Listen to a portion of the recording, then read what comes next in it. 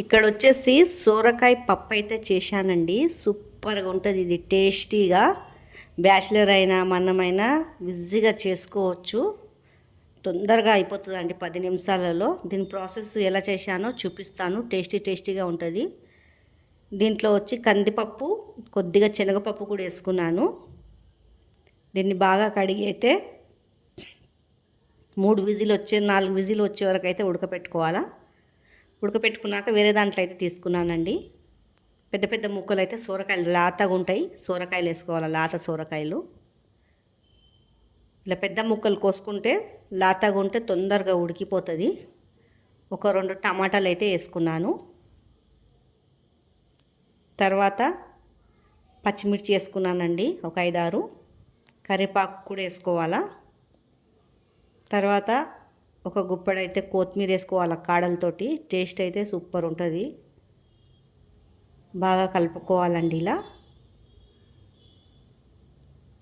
చూడండి, మనకు నీళ్ళు ఎంత కావాలో అంత అయితే పోసుకోవాలా.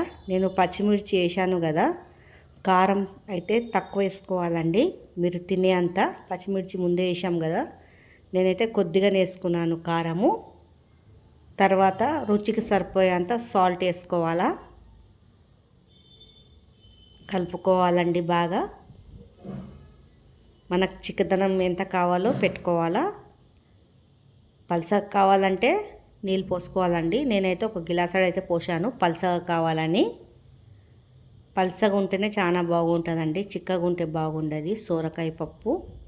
దీన్ని బాగా ఉడకనియాలండి. ఇలా ఉడికేటప్పుడు బాగా అప్పుడు చింతపండు పులుసు పోయాలా.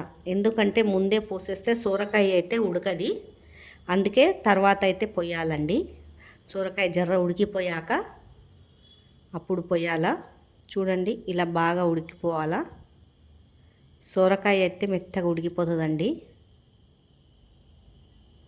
ఈ సోరకాయ పప్పు అయితే సూపర్ ఉంటుంది. మా ఇంట్లో అయితే పిల్లలకైతే చాలా ఇష్టం ఈ పప్పు అంటే. చూడండి, బాగా ఉడికిపోతుంది. ఒక సోరకాయ అయితే తీసి అయితే చూస్తాను ఉడికిందో లేదో. చూడండి, ఉడికిపోయిందండి, కాలుతుంది.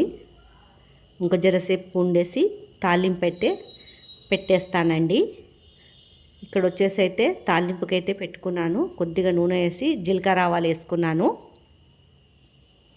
తర్వాత ఎల్లిపాయలు దంచి వేసానండి, పొట్టు తీయకుండా దంచి వేసుకుంటే బాగా. ఎండిన మిర్చి, తర్వాత కరివేపాకు, ఇవి వేసుకొని తాలింపు అయితే పెట్టుకోవాలా. టేస్టీగా పప్పు అయితే సోరకాయది అయితే రెడీ అయిపోయిందండి. మీకు నచ్చినట్లయితే లైక్, సబ్స్క్రైబ్, షేర్ అయితే చెయ్యండి, సపోర్ట్ చేయండి.